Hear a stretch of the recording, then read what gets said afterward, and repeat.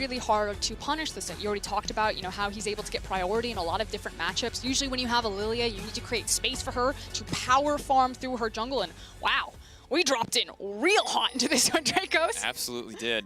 Now, of course, if you are just joining us, Suning at 3-1 currently, a single win will, of course, guarantee them a spot making through. TL looking to crawl it back, push themselves up to 3-3, hope for Suning to lose to G2 later and force a tiebreaker. It is a long shot, but it is still possible for Team Liquid. A loss here guarantees they walk away with nothing, everything on the line for TL. Now, already in the early game, we want to talk about the setup. It's traditional that with a Lilia, you would have a delay invade onto the Raptor camp. We've seen it done over and over, and teams are starting to get creative about the counters that they'll have. So TL already holding hands, grouping up in this pixel brush. And you would imagine that Suning, knowing that this is going to happen, because it's happened all tournament long, should have some type of answer here as TL walking in. But I like it. They look at the situation, they see Bard level 1, they see Lilia level 1, and they're going to wait. They want to bait them in a little bit further. Gold card now coming in. Brock's going to be in trouble. So SOFM getting a decent amount of damage down, but the battle for the Raptors, and the big one will go to SOFM. Big damage, though, down onto Hongfong as he's going to run for his life. Brock's now trying to chase him. Extra movement speed, hard to get away from that Lilia, and it's not going to happen. That's first blood for Jensen. TL finding the level 1 advantage in the end. SOFM happy with the trade for experience. If he takes this red buff, though, it's disastrous. Still, though, Jensen's going to walk forward. SOFM getting just a little bit greasy. Phase rush Brock zooming in and out, trying to find a way back into this one. Gold card going down. Who's going to get it? Brock's is still level 1. It's ticking. Broxy gets it. That's level 2 now coming in. But it's Tom catch to the backside, and it's absolute chaos. TL fighting with everything they have. It's back and forth. Another gold card. Sword Art walking forward. Hongfong back on the way in. TL, they've bitten off more than they can chew, and they're getting run down. They need to make it out as fast as they can. Run for the hills, TL. You bet it all on this level 1. Do not give it up here. Flash forward. The red card committed. Jensen now in trouble. No one is laning because the lanes do not matter. The level 1, the longest one we've seen this tournament, but TL walking out of the jungle alive. 3-1 the kill score. They make it work. Yeah, Angel grabbing the red card right there, maybe thinking that his damage was enough to also with the slow to allow Senna to catch up as opposed to grabbing the gold card, or maybe it was just a mistake. We'd have to look at the footage again. Now, everyone take a breath. I know North American fans are probably, a little bit on the edge after that one. Ultimately, though, I think good things for TL fans. You're going to slow down SOFM pretty considerably, despite the fact that he also got the Raptors. Him dying, he's immediately now on the blue side of his jungle, while Ben is trying to get this bounce of the wave off of Impact's top lane tower. And Broxa got to go back. He's got 3 assists to his names, and the jungle should go back to power farming. The big things, of course, that are going to make this difficult, we check in on both sides. Broxa feels okay because he did manage to secure that red buff. It cost them a lot to do so, but in the meantime... I think the issue is that Sword Art got the red buff and then died. Yes. That's going to be a problem, too. And the other thing that's really difficult about this is that because of this, Jensen early on, normally you can expect Set to kind of cheat the push by getting the W early, but... Of course, JJ has the red buff. Oh, no. He's got the red buff on Bard, too. He's going to be slapping him with the meeps. Yeah. Hongfong and Sword Art do not want to stay in this lane phase. Yeah. This is all about, okay, shove it forward, ward in, and I think they're pulling the blue buff for SOFM. In about 3 minutes, everything will return to normal. But for now, there are a lot of early CS discrepancies and XP differences across the lanes. It's going to be a lot to keep track of, but ultimately, because no side has gotten a greater advantage quite yet, only 400 gold in the favor of TL, it may not amount to too much, especially as SOFM is going to grab his second blue buff. Or JJ, though, walking down, looking to contest this one. Good stun onto the wall, good follow-up. Sadly, Sword Art, a little bit too tanky to be taken out that easily. The smite battle is going to come in, but SOFM would rather have the champion chasing forward. Angel over the wall, and SOFM will grab that. Level 4 now for the Graves. 2-camp advantage to SOFM, even after that early game. And this is kind of one of the biggest differences that I think we've seen between the LPL, the LCK teams, and LCS and LEC. More so for G2, I think, but it's, you know, playing for your jungler versus your jungler playing for you. The priority of bot lane, even the contested push in the mid wave, you can see that Jensen and Angel were actually fighting each other as they were walking towards the jungle. Everything was there for SOFM. His laners dropped everything they had to make sure that he could get that steal off, and now Broxa, big, possibly looking at Ben. Broxa already behind in terms of camps overall. If this does not net a kill, if he's not able to get something here, it is going to cost them dearly. If they're flashing forward, they're looking to secure it, and that is going to be one take it back. Broxa finding the kill onto Ben is huge. And you can see what Ben was thinking. He just saw that Broxa was on the bottom side of the map. He thought he had enough time to hard shove that wave to get it to bounce to him, but Broxa creatively immediately goes top side and does find a gank. And like you said, he really needed that one to pay off. Jensen, though, bowling forward, and this is the glory of set mid. If you haven't experienced it quite yet, he tanks your damage, and then when you hit him, he uses a big fat W on you in the wave and pushes you under tower. So this priority in the mid lane is actually very big for TL, and it's very big for Broxa.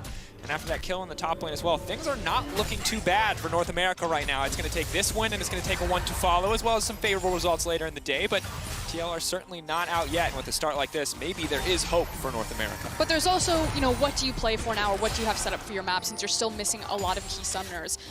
Broxa, I still feel like on the Lilia should be playing for his camps, and again, it's playing around the priority that his laners create for him. You can see Tactical and Core JJ down here have push. You can see that usually Jensen was having push into his lane, but Broxa should just be trying to burn his Krug and Raptor camps as much as possible. And SOFM loves Raptors. He will try to fight you on them every single time. You can saw him sniffing around Brox's Raptor camp just there. Yeah, and this is brutal. Of course, the second SOFM has any kind of pressure, he's immediately in your jungle, immediately taking camps away from you. This man is insane. At 15 minutes, more than a 30 CS advantage in jungle. He has the single highest CS discrepancy at 15 of any player at Worlds coming into the day as a jungler. But this time around, Broxa has been fortunate. He's been able to keep up. He's able to find that kill on the top side. Could look to go top again soon, as Malphite level 6 certainly makes the setup easier for both of these champions. And I feel like that's kind of one of the big areas that he does have to play through. Sofum, though, now pulling Angel. Let's see if Broxton can get away with the chickens. The Battle of Raptors. He's a chicken enthusiast. He just, it's not his, it's just, it's the best meat. It's everybody's favorite. Listen, KFC is huge in Shanghai. It's big everywhere. That's the boneless one, universal. It's that nice stuff. All the fast food companies are jealous of how popular KFC is. But now, Frostguard, as we check in across the map, you see a CS discrepancy in top side, kind of as expected. Good news for Impact is because he's able to just stack armor early on, Jace doesn't really get to rush the lethality route and try to burst his teammates, instead of being forced to go into the Hex Drinker just to be able to survive the coming gank threat. But Angel, Penton now moving down, the gate now coming out, Broxa stunned up, a lot of damage here. Lilia still very squishy, needs to make it out to safety, trying to flash over the wall, but will not happen. Cannot get close enough and does get taken down. TL a little bit caught with their pants down right there. They were shifting Core JJ mid, just trying to scout. Then the Destiny comes in, gets underneath, and finds Broxa. There's so much skirmishing all the time. You can already see the discrepancy there for Sofum. He now has access to level 6, and with the enemy jungler dead, it's going to be a pretty easy rotation onto the Cloud Dragon. It's not immediately panic zone for TL fans, because it's not like their composition really relies on a Dragon stack versus, I think, Suning's comp, but it's not great. Yeah. And of course, we did talk a little bit about weathering the storm of the Jace a lot in the early game of a lot of these aggressive laners. And it's a difficult road, I think, for TL, not just, of course, in the game results, but also in the match today. And while things overall don't look too bad, a lot of these CS discrepancies could start to get out of control. 80 to 53, a play going to get picked up here. Broxa being forced to just catch some of this CS. Been backing off and giving him respect, not because of the threat that he represents, but Impact returning to lane, obviously with that sleep, could result in a very quickly dead Jace. It's also that he knows that Impact doesn't have TP, so he's being denied plate as well as a lot of gold. Impact's falling farther and farther behind in this matchup. Like you talked about, though, kind of the nice thing that it's double AD for topside for Suning, Jace, and Graves. So he's stacking armor. He's doing his exact job, which is to not die and press R in a key moment. And that key moment might be the Herald. We actually saw that TL were bringing their bot side top initially or down the mid lane, while Core JJ is now returning to the bot side. And it was because they were thinking about contesting for Herald here, but now it's been cleared out. Suning are interesting. They usually have pretty delayed monster objectives, because it's all about, you know, making sure it's perfect around SOFM's clear and farm path. And he's on the bottom side of the jungle right now, and I think he's eating up all of the camps. He'll probably do it after he passes blue buff around. Yeah, SOFM in maximum hoover mode right now. Oh no, he's going back for cross. It's a PvE game. This man is not interested in anything else. He's like, listen, team, the Herald can wait. You guys just make sure that they don't get it. I've got to do Krug camp. I need to reset, walk top. Then we can think about the Herald. He's like, look, I get if we win this game, that we get through. I understand. But if you consider that I have numbers to maintain, that I have a reputation to maintain, this man is the mad scientist of the jungle, Frost. If he's not power farming at all times, what is he doing? Is he even SOFM? No, he's not. But he does have massive priority as we take another peek into the top side for Ben. Going the tier routes, he's going to constantly have a lot of mana to chip away at people from afar, and then also pivoting into the Hex Drinker. So shouldn't be any sort of burst or threat from him in the top side. Yeah, and of course we talked about the top side for Suning being double AD, but the top side of TL is double magic damage. Malphite having a bit of a split profile between the autos and the W, but everything else outside of that, all of the burst at least, will be magic damage. So pretty easy to grab that Hex Drinker. Listen, junglers and solo queue. If Sofum gives away his blue buff to his mid laner, you can do the same. This man, the flawless CS numbers, can do it. That's wholesome. Trying to teach the people a lesson. This is actually big. So Broxah has revealed himself on the bot side of the map by throwing the Swirl Seed down there. And again, there's so much priority from Ben topside. SOFM should have a free reign if he wants to go for that Herald. And you can see the immediately pivot from TL, where there's the on-the-way pings towards Herald. So TL recognizing that they gave a free pass for Sofum to start Herald if he wanted to. And now they're sprinting across map to make sure that he doesn't get the objective. In the meantime, Sofum not interested in the Herald. Instead, interested in either Broxah and or these Krugs. It'll be a little bit more clear. He's trying to catch Broxah as he comes around. Oh, there's Dome Cam. Destiny, look at Angel. He's waiting in Fog of War, looking to Destiny in. Smoke screen going down. Impact ulting in, but it's not going to amount to anything. Now going to be sleepy, though. They're going to be in trouble. Jensen debating on his options. He's going to dunk him back down. They're going to try to find the 2v1 on Angel. He goes gold, and he tries to buy a little bit of time. SOFM now stepping forward. That's going to be massive. Big haymaker, but can't connect on the true damage. That's the shot on the backside. Collateral damage will not find anyone. But here comes CoreJJ. He can set it up. He can make the play. He can find the ult, but he only manages to hit one. Angel simply next on the list. Now the ultimate coming in for the Jhin. That's the curtain call. Suning 1, 2. He's looking to make it 3. That's the finish out. TL, what a turn. And the big difference maker was the fact that Tactical made his way across map. Check on the mini-map right now. Hongfeng is still in the bot lane on that Senna, very slow to push the wave back. So while Tactical gets to shove the wave forward and make the rotation and get the kills, Senna doesn't even get a plate. She just pushes it into tower. Yeah, we saw whose ult was more valuable in that fight, and this is massive because the last time these two teams played, TL's bot lane didn't get to do anything. This time around, it's all Tactical for JJ for the turn. And the big thing was, I thought it might be disaster because I didn't see it, but Impact, I think, used his ultimate right at the beginning of the fight or didn't have it for the big part of the fight. At this point, you're like, okay, it's looking pretty bad. But on your mini-map, Jhin and CoreJJ are racing here, and Tahm Kench is nowhere near his team. SOFM, do want to give credit, plays this out really well against Broxah, but then boom, right into the double curtain call. That's 4 for 4. That's the kind of accuracy you need if you're going to pull out a win here against Suning, and this is looking good for TL. They were starting to fall away in gold. CS differences were starting to add up and stack up against them, but now they've evened things up again, and they've set their sights on this Herald. And they do have a window to do the Herald. You can see that Sofum has path towards the bottom side of his map since his camps are up. You can see the pings onto the jungle, or onto the dragon. It should be obvious that TL are on Herald even before it goes down. As I say that though, Sofum, I love him. He's heading to Wolves. Man with a mission. Right now that mission is farming. But TL going to be happy with this one. They need to place this Herald almost immediately if they want to get any plates from it at all. They could just run top and try to get something, or mid, but Broxah maybe not thinking about that as he's instead going to clear out the Scuttle Crab. Really, guys, you gotta, if you want the money, you gotta place the thing now. Yeah, I think you use it mid if you want to try to get more control over the Dragon Pit, and SOFM pathing for Wolves actually may cost his team Dragon. Now, you can see that he's sprinted now back towards the Dragon Pit, and he's very quickly trying to take this, but if TL were really on the clock, they could actually walk down and dissuade him from doing it, but instead, they're focused with this mid lane tower. Like you said, they need to place the Herald there if they wanted to get any sort of use of the plates. They do manage to do that, and they trade Ocean. But there was a world there where TL could have gotten both Herald and the Ocean Dragon. Yeah, but regardless, TL's still doing pretty well, all things considered. Of course, you're looking at the double dragons on the opposite side, and the gold advantage, the CS discrepancy rather, on the top side of the map is going to be problematic, as Impact will probably continue to struggle. Of course, for now, though, Jay's no armor pen means that he can at least tank up a little bit of this as he keeps forcing waves in.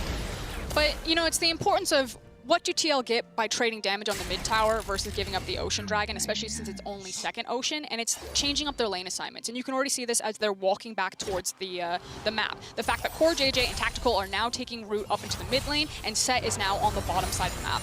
And they can slowly whittle down this tower, but it also gives CoreJJ now the entire map of where he wants to swing out and try to skirmish. So I like it. Tower now falls over. That's going to be a nice chunk of gold into Tactical's back pocket. And Core JJ should be unleashed on this map to start teaming up with Broxa and being that ganker that they need since they have a Lilia as the jungle. Yeah, now 1.5k gold lead, Tactical 3-0-3. This is the man we have to keep our eyes on because he's performing marvelously. Now the setup onto Sword Art, maybe not the ideal priority target as the delayed snare will come out. Sword Art will just walk away, but still fishing here from the side of TL. Interesting, though, as we check in, double lethality items now coming in. SOFM and Huangfang clearly both focused on killing, well, the Lilia in the chin because it's a set and a Malphite. So obviously they're not worried about hitting frontline at this point. They're much more focused on keeping maybe the 1-3-1 alive and killing the backline of TL before they have to worry about something like the Malphite in the set. But that will make team fights even more difficult as we push later into the game. But now it's about talking about what the team's options are on this current map state. So obviously for Suning, their real playmaker is going to be anytime they have the Destiny. Because that mid tower is down and Senna doesn't push waves very fast, you would expect that TL, as we can see on the map right now, will always have mid priority, will have mid priority more often than not, unless Suning really put multiple members to contest that wave, which means that TL should actually be first to rotation on a lot of these skirmishes in the side map. So what I'm looking for TL is, again, Core JJ in particular on this bar, to push down mid, and with that extra room, then start swinging out either bottom or top side and finding picks to start pushing down more towers while we wait for Mountain Dragon and Baron. And while walking into enemy jungle to secure a little bit of vision certainly isn't the flashiest play, it is exactly what you're asking for. Securing mid prio, walking and getting a division now. But now we have the double play in the mid lane. Cleanse now coming out from Tactical. He's going to be able to back away on that one. SOFM, though, chasing down this kill. Core JJ on the hunt. SOFM could be in trouble here as Brox is now walking in as well. Tactical on a rampage. And again, Suning overplay their hand in the mid lane with these semi-globals. Yeah, absolutely a whoopsie there, trying to hard force into the mid lane. And now TL just get to walk this one down mid as maybe Impact's overextended. Ben's on the other side of him. Ult out. It's going to be in trouble here, but get slowly chipped away at here. The true damage, the extra magic damage, and they will find that one. Means top lane tower will be in trouble and will in the end fall in favor of Suning. So Suning biting back.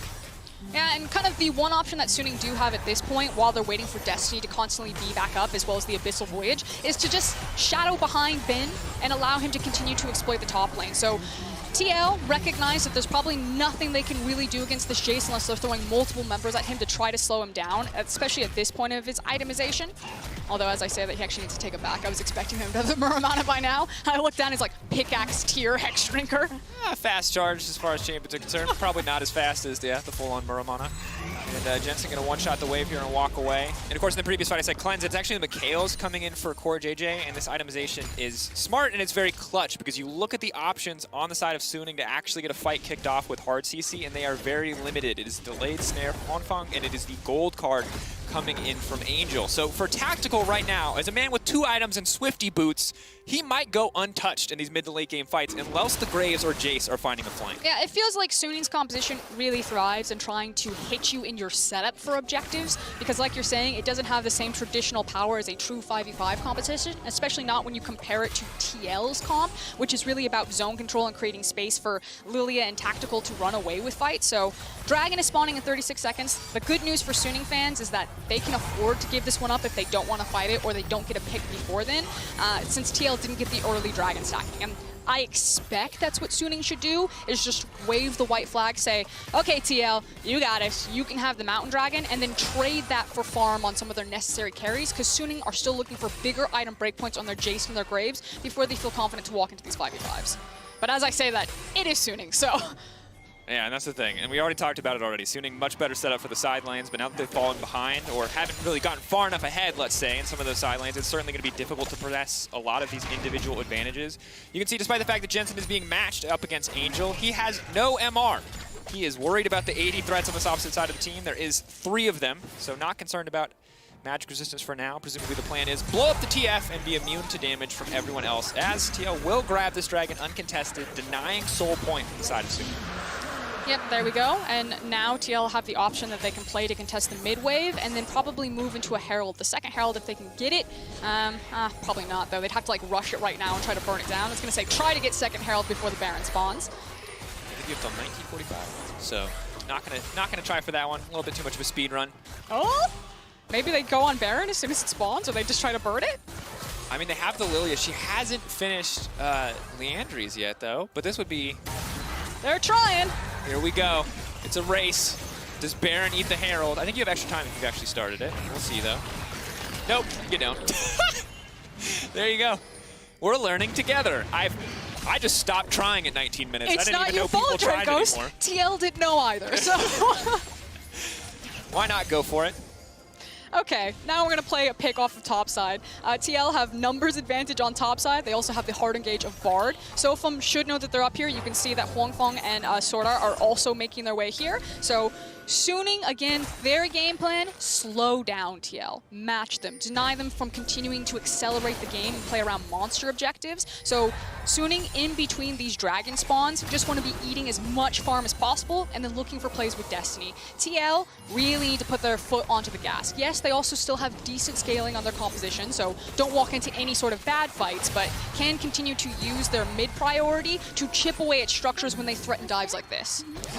Could be in trouble here. Obviously has the MR and the Hexdrinker, but no armor to stop Tactical from raining hell on him. SOFM now backing off. Shock blast over the wall, though, is pretty big. Brox is still relatively squishy, but you can see Destiny just be forced out defensively, just to kind of threaten, just to kind of warn TL to back off. But this systematic push forward of vision from TL is going to make it so hard for Suning to play the game, because they have the Swirl Seed, they have the Bard Tempered Fate, they have the Binding as well. And if they can throw out some of these skills from Darkness and catch one member out, Suning either have to commit those globals to match, or get someone picked off and risk losing the Baron. Yeah, and I don't necessarily blame TL for playing this one quite tempered. Again, everything is on the line for them. This would be the end of their 2020 season if they lose this game. And the composition does have those scaling options. So unless the fight is 100% perfect, you know, they weren't going to risk it all on a dive to flip this game potentially back for Suning. Yeah, no reason to do so. I think definitely a difficult game for Suning, though, to find good avenues, to find good fights. Especially as Core JJ just continues to stick in the general area of Tactical at all times, knowing that Mikhail's is a matter of life and death. Core JJ consistently just waiting in the darkness, fishing for plays. It's cool to see Team Liquid adapt after the last time that these two teams played. We've talked about it before, we'll talk about it again, but the Twitch for Khan being so completely and utterly shut down, this time putting more bans forward, setting their bot lane up for success with this Jhin Bard combo, and obviously paying off very well. Yeah, so current plays right now on the map for Suning, you can see that Sofum was shadowing Angel down there to push the wave far forward, but this is kind of the rinse and repeat that I expect to see. And again, it's TL's ability to contest on wave, because they have things like the Jhin ultimate and the Bard ultimate that when you come to the wave, that they can try to snap grab you and kill you when you push it back. And also the fact that Senna pushes slower than Jhin does. So it's going to take a lot longer for Huangfeng to push the wave back when Tactical shoves it into him, which allows exactly this, the fact that TL will always be able to pivot first off of mid-wave, and they get numbers advantage on either side map to threaten dives and slowly chip away at these side structures. TL playing this one very much by the book and how they're cracking their outer structures. Very clean performance from TL, and I feel like we're finally getting glimpses of the TL that we saw in plans, where it is clean, it is controlled, it is very tactical, and in this case, tactical focused as well. But we check in on the gold. It doesn't look like a massive discrepancy. 1,200 doesn't feel like the biggest deal, but you check the itemization, and again, have to point out the sheer amount of lethality, while very good for killing Tactical, while pretty good for killing Broxa, although slowly getting works, is terrible against the Malphite, is against the set. So Suning, still well equipped for 1v1s if they can find them, but not against the top and mid of Team Liquid. This is a difficult game for Suning to play out. I feel like they've put themselves in a little bit of a hole here. Yeah, they're basically forced onto their side of the map, because even if you, maybe in an extended fight, can walk down the Malphite, Set and Malphite just have so many tools to either match the push onto the side lanes or at least survive it and kind of distract people and then walk away from fights. Suning would have to commit multiple resources, TPs, as well as Destiny, to either the mid side of the map, the top side of the map. They have to find, like, basically throw everything in the kitchen sink to break one side, or continue to, like, wait out and try to find picks on mistakes for TL. Right now, TL full control in this game. The only issue is kind of the win condition that they need to close it, which is either catch Sofum and turn it into a Baron, or stack a bunch of dragons. And this is what I was talking about. You know, you give Ben time, he can whittle down Impact, but Impact has Flash and Ultimate, and as soon as he feels scared, he's just going to walk away from the fight, and there's not a lot Ben can do unless someone else joins him. No. And the good news is he can keep pressure in the 1v1 for now. Obviously, it's harder as more of these items come in, but a Black Cleaver or a Last Whisper will make the fight easier. And now that he has the fully stacked Moral Mana, does a significant amount of damage using that Hyper in those trades, Hypercharge rather. TL, though, trying to secure what vision they can. Suning have mid push, have top push, and this is giving them access to the top side jungle of TL for the first time in what feels like a long time. They now try to catch out Jensen here. Big damage coming in, but of course with the deep teleport available. Look at Impact. He's going way behind. Curtain call to kick things off. That ult is going to be massive. They managed to hit the Jace. Now he's next up. Oh, the beefy boys just pounded down. Ben ain't got nothing left. Haymaker across him, and TL now pushing in. Clutch off Core JJ. He doesn't want to follow up quite yet. Gold card going to come in. Are they going to be able to pick him off? Broxa going out, but the Sleepy goes down on the Tahm Kench. They surely should find a follow-up kill, but the QSS from Tahm Kench is going to take him out to safety. Ult into the backside, but they simply cannot find a target. TL will not give any room to Suning to play this fight. They keep all 5 standing. And this might be the break that TL were looking for. We'll see how bold they are to pull the trigger on the Baron. Sofum is, of course, still alive, has access to Flash as well as Smite. There is no Destiny longer available for Angel, so it'll be much harder to kind of get information about what's happening here. 2K. SOFM can start to step forward. We'll one-shot the trap as it comes out. Jensen, ulti available, can't just suplex SOFM right out of the pit. Has to be able to see him, though. They're waiting, they're buying time. Walking away, though, unstoppable now. SOFM taken away. They decided this is the time to burn it. Are they going to get it? Can they secure TL? There's no one to stop you. They will secure the Baron. And now Angel's in trouble. The flash forward. Core JJ getting the slowdown. Huang Fong next on the list. Angel could be there to follow with Ben on the backside. A massive shockwave. Will it be enough? He has to find the clutch targets. The Edge of Night is gone. Impact has slain Angel. It is Jace versus the world. SOFM now chasing down Jensen, though, desperate to find this kill. Core JJ coming over the wall. Are they walking hands first into SOFM, or can they turn this one? Big damage coming in for the Graves, but not enough onto the likes of Jensen. Simply too tanky, and Suning Gaming, they'll run Team Liquid out of town, but the Baron buff is already theirs, and not a lot left as Impact comes in. Clutch, big haymaker to close it out. Core JJ to follow, and Suning double down on a losing play and come up even further behind. Sword Art, nothing there for him. Ben wants to go. This is his montage moment. He finds one. Can he turn 2? No, it does not look like it. The tanks are there for Team Liquid, and they're holding on to hope. Not today, Satan North America says. They will not go down without a fight. They will not go quietly into the night right there. That fight was so long that Malphite got 2 ultimates off. And that's what you want to see. Lord Dominic's finally comes in for Jace, but it feels like it's too little too late. Impact with the flank off to the side, and nobody on the side of Suning can find the flanks they need to hit Tactical, to hit Broxa. Yeah, and again, it's 2 Malphite ultimate. It starts with that one and then the one on the very back half. I do want to give a lot of credit to Jensen and TL's Baron setup in particular. I think the suplex on the set was super important because Broxa didn't have Smite when they were in the pit. But still, the boldness of the call to say, we have this game, we're in control, execute on the Baron, and then knowing exactly what cooldown they needed. So props to Jensen and props to 2L, who are now, I mean, they've basically been in control this entire game, but firmly putting their foot on the gas and looking at the world and say, we're still in this one. Here's the thing, Frostgrove, when we talked about this backstage, we said, how do you beat Suning? We said you have to match them early. You have to pass the skill check early game or you're done. But if you get late game, this is where Suning start to fumble because yes, Sword Art is a veteran. Yes, SOFM is a veteran. But they have to rally the rookies around them to keep it together, to keep it tempered in a game where TL are in total control here. Horfang forcing the flash out. Minions now collapsing. They start to break inhibitors. That's when the game truly feels like it's going to start to end. Jensen, blinded for now, has to back off. Suning seeming to hold on to their base for now, but the tower's getting chipped away at. That's going to be it. SOFM going over the wall, though, very greedy. Now the fallout from Tactical. One big shot, but Tactical's caught himself in the middle of the entire team, and they've taken him down. Tactical overstays his welcome. Too greedy for the kill on the Graves, and maybe that turns the fight, but Angel getting chipped away at. Team Liquid will not let his sacrifice be in vain, and they'll find it back. Okay, TL still much in control. Ben has moved down from the top side, but he's going to be very delayed to this fight here. Maybe he can get a big shock blast, but I think TL got exactly what they came for. Can we talk about how Angel just messiahed into the backline without Hourglass? Yes. Is that... Do you think Angel wants us to talk about that? I don't know, I got the kill. Yeah, it works out.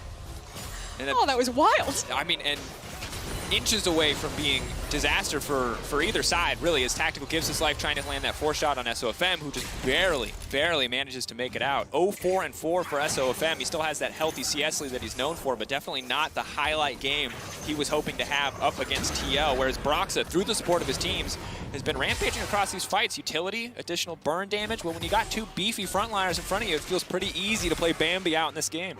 Yeah, and I think Suning really have to kind of go back to the drawing board in terms of draft. Now, while TL also had a huge factor in that in terms of their execution in the early game. Sofam, you know, gave away some objectives. You know, maybe if they had contested a little bit more, given a little bit more attention to Bin, this might be a different game. But like you said, TL got to survive the lane phase. They created good opportunities for Broxa and really cracked the game open over that Baron play. He's going for a second lethality item. They have triple mountain Prosker, and it has Lord Dominic, so obviously it's going to be great.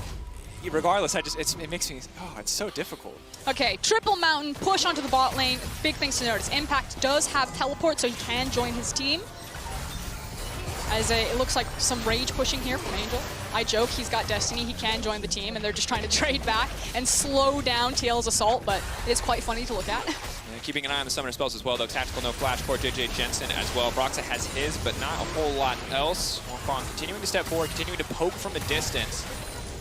So if I'm taking a big chunk back there in response. And while the Jhin is very good at sieging, and the Bard's certainly good at supporting him, the rest of the members of this team, unless they're going for full-on dive, don't have a lot in terms of tower threat. I like how Impact is just chasing Angel around and then just trying to deny him from pressuring towers. Now Angel is resetting his position, so this is the window where if Suning want to go, they go now. Bardal is not going to connect, but Jensen's still in the midst of the entire team to suplex back down into the backside, but there goes Impact. He finds two. Those are the key carries. Angel, the only one standing. Can they pull this away? Bin now running for his life. Destiny coming out, but it looks like it's Suning's destiny to fall to Team Liquid. It's the curtain call. It's coming out. It's looking to close it out as well, as Jensen is unkillable. Turning it back, the Haymaker not quite available on the edge of the health bar, but he will not go down, and still 5 members of TL stand strong. 40 seconds to the Baron, but they might not even need it to end this game. Bin has teleported into the backline. He's going to be coming up behind TL. He might just immediately delete Broxa here. Stepping forward, final moments of the game. This one is clutch. Bin, as you said, on the backside. Big shockwave, the flash out. Bin needs to find this one, but the tools are there to protect tactical. Jensen stepping forward. Haymaker going to buy him a bit of time, but TL backing off. They don't want to throw everything away on this one. But then he goes. That's going to be it. The Malphite ult already back up. Bin is down. Angel simply next. TL baiting them into a false sense of security. Angel goes golden, but now he'll go down. Wongfang next on the list, and that's going to be it. The Tom catch down. SOFM, one man and a shotgun versus the world. TL closes this one out. Total control here in the mid game. Should be able to walk in. Wongfang and SOFM simply not strong enough to stop this. The tank ult cooldowns are simply too low. Big damage coming in. And North America, if you're not awake now, it's time to wake up. Can you feel it? The Team Liquid Miracle Run dream is alive and well. One more win and Suning falling to G2 when TL will find the tiebreaker to make it out of groups.